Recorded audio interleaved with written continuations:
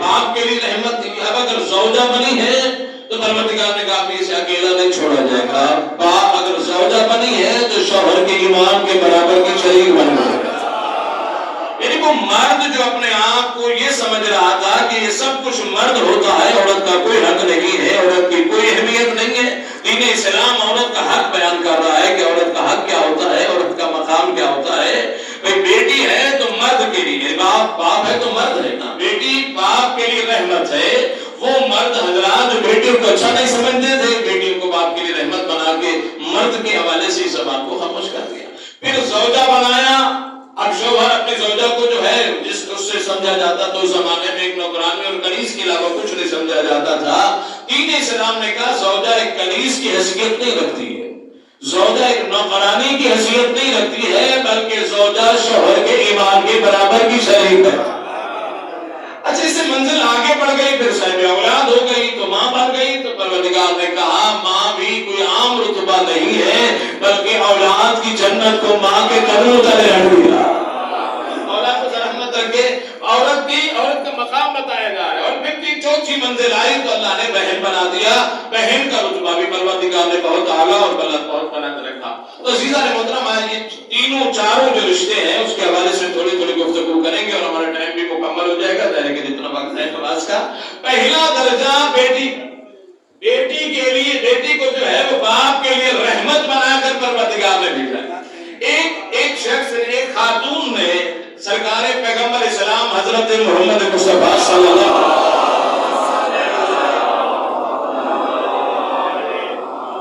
سرکار سے یہی سوال کیا اسی بارے میں کہ کیا عورت پر ہی شوہر کی اطاعت واجب ہے, عورت ہی سب کی اطاعت کرتی پھرے؟ اللہ نے مردوں کو حقوق دیے ہیں, کیا عورت کا کوئی حق نہیں ہے, عورت کی کوئی اہمیت نہیں ہے؟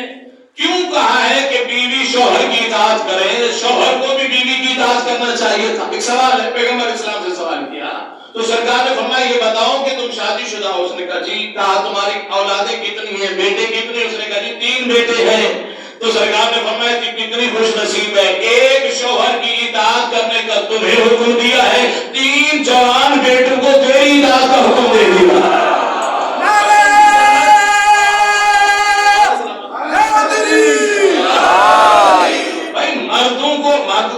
اولاد کی جنت ماں کے قدموں تلے رکھ دی ہے. کہا ایک شوہر, ایک مرد کی اطاعت کا تمہیں حکم دیا ہے تو 3 مردوں کو تیری اطاعت کا بھی حکم دے دیا ہے کہ ماں کی اطاعت کرو گے تو جنت ملے گی. تو عزیزان محترم پہلا درجہ پروردگار نے بیٹی کا رکھا, دوسرا درجہ بیوی کا رکھا, تیسرا درجہ ماں کا رکھا, چوتھا درجہ بہن کا ہے. کہ 4 درجے بڑے اہم درجے ہیں. اب ان 4 درجوں کو سمجھا کیسے جائے؟ تاریخ میں دیکھیے گا, دیکھیے مردوں کے لیے تو پروردگار نے 1,24,000 پیغمبر بھیجے. اب انبیاء کی سیرت سے مطالعہ کریں گے تو پتہ چل جائے گا کہ ہمیں زندگی کیسے بسر کرنی ہے. خواتین اپنی زندگی کیسے بسر کریں اس کے لیے بھی اللہ تعالیٰ نے اہتمام فرمایا ہے. پروردگار نے مردوں کے لیے اسوہ کاملہ بنا کے 1,24,000 پیغمبر بھیجے ہیں, تو خواتین کے لیے پروردگار نے 4 معتبر خواتین بھیجی. جناب حوا, جناب آسیہ, جناب مریم اور جناب سیدہ.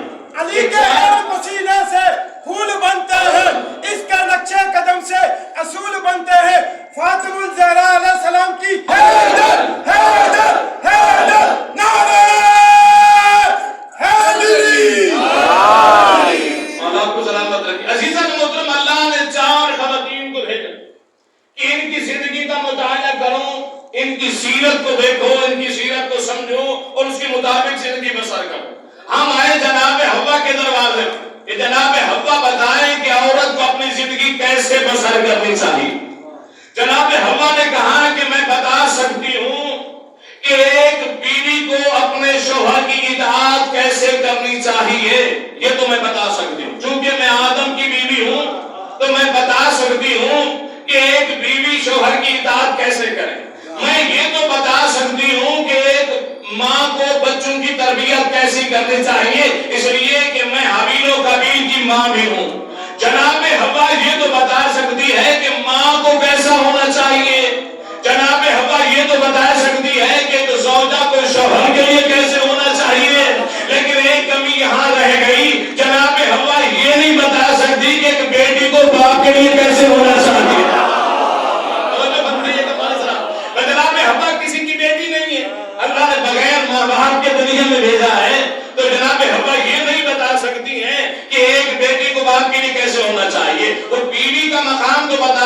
ہے.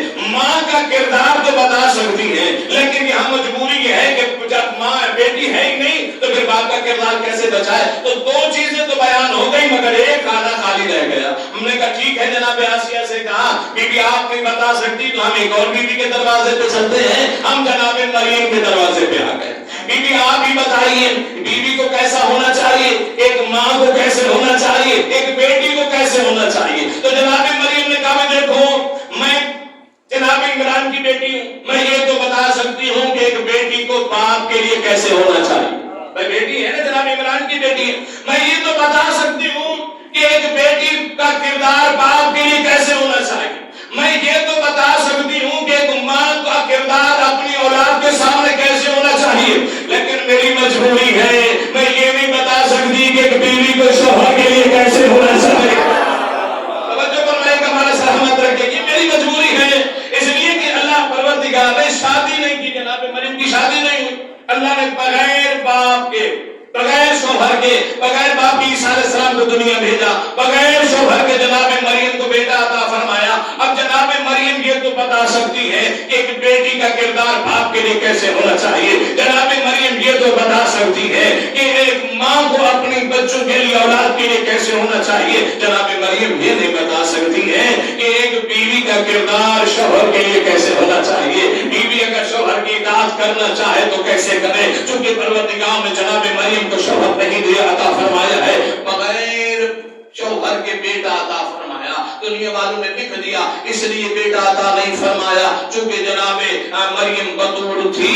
جناب مریم بطور تھی تو مریم کا کوئی کفر نہیں تھا اس زمانے میں, اور پروردگار نے اس لیے بغیر کفر کے جو ہے دینا پسند نہیں فرمایا. اللہ نے بغیر شوہر کے بیٹا دے دیا. لیکن مسئلہ یہ ہے کہ کفر تھا نہیں, ہو تو سکتا تھا. کفر تھا نہیں مگر ہو سکتا تھا, اس لیے کہ اللہ تو مجبور نہیں ہے, پروردگار تو مجبور نہیں ہے. اگر کفر نہیں تھا تو پروردگار پیدا کر دیتا, پروردگار خلق کر دیتا, کفر آ جاتا, عبد کر دیتا. مگر پروردگار نے کفر کو خلق نہیں فرمایا بلکہ بغیر شوہر کے مریم کو بیٹا دیا. آئیے ذرا پوچھیے علماء کرام سے اس کی وجہ کیا ہے. علماء کرام نے فرمایا کہ اللہ چاہتا تو مریم کا کفر بھی پیدا کر سکتا تھا, خلق کر سکتا تھا, مگر اس لیے نہیں کیا چونکہ مریم تھی بطول. پروردگار نے کہا اگر مریم کسی کے عقد میں چلی گئی, جو بھی مریم کا شوہر بنے گا وہ فخر کر سکتا ہے کہ میرے گھر میں بھی بطول ہے, علی کے گھر میں بھی بطول ہے, میں بھی علی کے برابر ہوں. تو پروردگار نے کہا نہیں, میں قانون بدل کے مریم کو بغیر شوہر کے بیٹا تو دے سکتا ہوں, علی کی برابری بتا.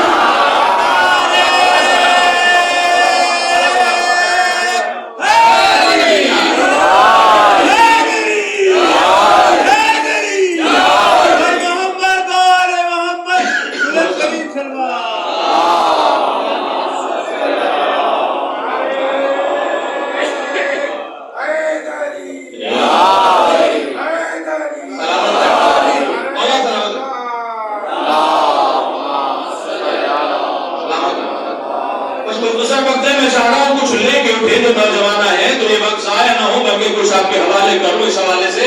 تو عزیزان محترم پروردگار نے اہتمام فرمایا, اپنے قانون کو بدل دیا. حالانکہ قانون قدرت کیا ہے, جب تک بھی بیوی کی شادی نہیں ہوگی کوئی صاحب اولاد نہیں بنے گا. پروردگار نے کہا میں اپنا قانون تو بدل دوں گا مگر علی کی برابری برداشت نہیں کروں گا کہ کل کو کوئی کہے کہ علی کے گھر میں بھی بطول آئی, میرے گھر میں بھی بطول آئی. میں علی کے برابر, جو پروردگار مریم کو شوہر دے کے علی کی برابری برداشت نہیں کرتا, کسی شہر کی برابری کیسے برداشت کرے. اب سلامت ملنگ ہے, اس کی کیفیت ہے اور اس کو اچھا سمجھا کریں. آواز لوگ بہت وائٹ کالر بن جاتے ہیں کہ علی کا نام مرتبط ہمارا ہو جاتا ہے. یہ وائٹ کالر یہاں نہیں چلے گا, قبر میں جائیں گے تو علی علی کرنے کا پتہ چلے گا. علی مولا, علی مولا, زبان کے ساتھ دل مولا, علی مولا, علی مولا, ہر مومن کی یہی صدا, علی مولا, علی مولا, نعرہ حیدری. عدو کے واسطے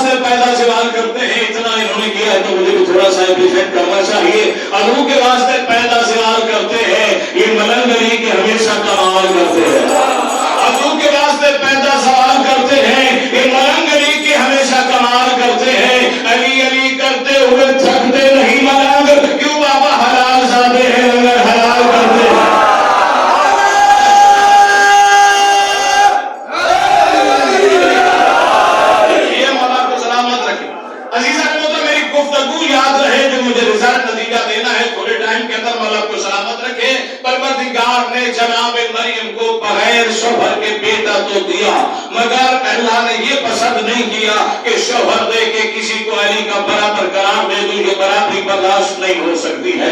تو جناب مریم یہ تو بتا سکتی ہے، ہم پوچھ رہے تھے 4 معتبر رشتوں کے نام، ذہن میں رہیے گا، جناب حوا کے دروازے پر آئے تو بی بی حوا نے بتایا کہ میں یہ تو بتا سکتی ہوں کہ شوہر کے ساتھ ایک زوجہ کا کردار کیسے ہونا چاہیے، میں یہ تو بتا سکتی ہوں کہ ایک ماں کا کردار اولاد کے ساتھ کیسے ہونا چاہیے، مگر میری مجبوری ہے میں یہ نہیں بتا سکتی ہوں کہ ایک بیٹی کو بیٹی کو باپ کے لیے کیسے ہونا چاہیے۔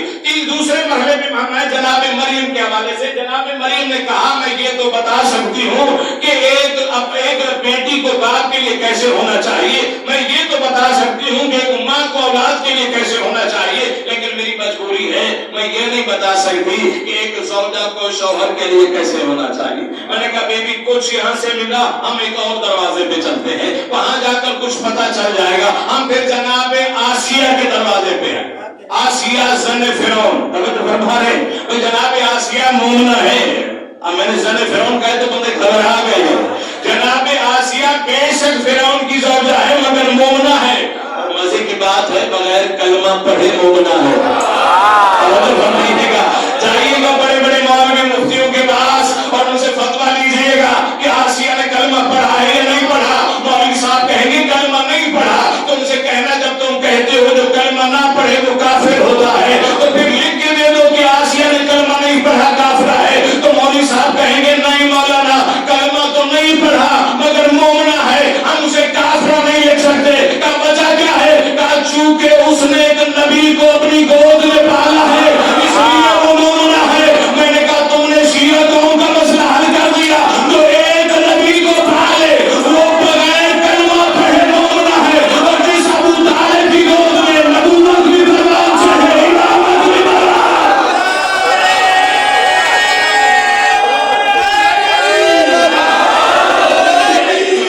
پسینے سے پھول بنتے ہیں ان کے نقشہ قدم سے۔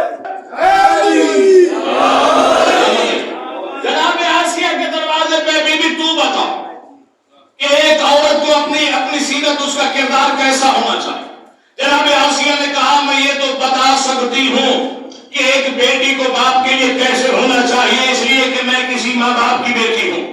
میں یہ تو بتا سکتی ہوں کہ بیوی کا شوہر کے ساتھ کردار کیسا ہونا چاہیے، میں فرعون جیسے شوہر کی بیوی ہوں۔ میں بیوی کا کردار تو بتا سکتی ہوں، میں بیٹی کا کردار تو بتا سکتی ہوں، لیکن میری مجبوری ہے میں یہ نہیں بتا سکتی کہ ایک ماں کو اپنی اولاد کے لیے کیسا ہونا چاہیے۔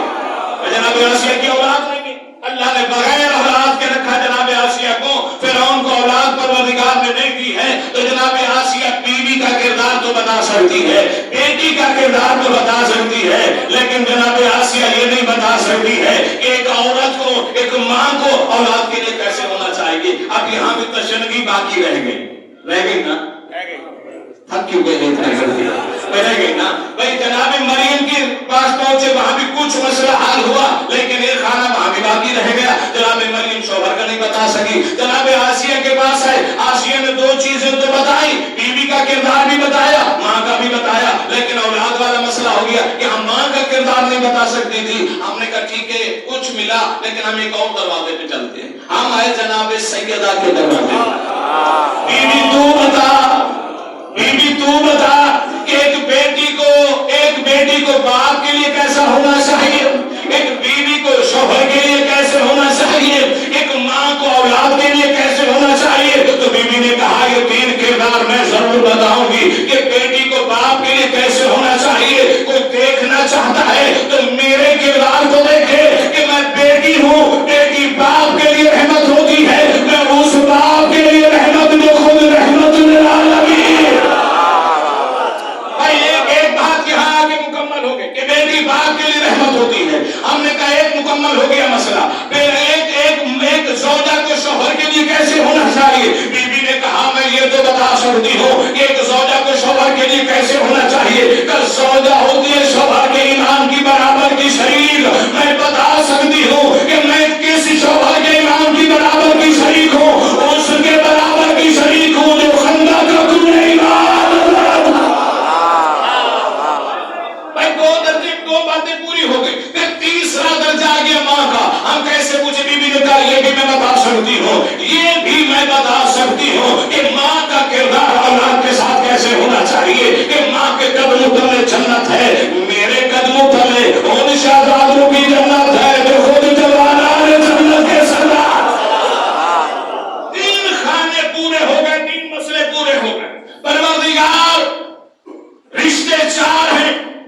میں 3 بیان ہوئی. بیٹی باپ کے لیے کیسے ہو سیدہ نے بتا دی. بیوی شوہر کے لیے کیسی ہو یہ بھی سیدہ نے بتا دی. ماں اولاد کے لیے کیسے ہو سیدہ نے بتا دی. ایک بڑا عظیم رشتہ معتبر رشتہ رہ گیا ہے اور وہ ہے کہ ایک بہن کو بھائی کے لیے کیسے ہونا چاہیے. جناب سیدہ کا بھائی نہیں. توجہ فرمائے گا. پروردگار ہم یہ کہاں سے ہیں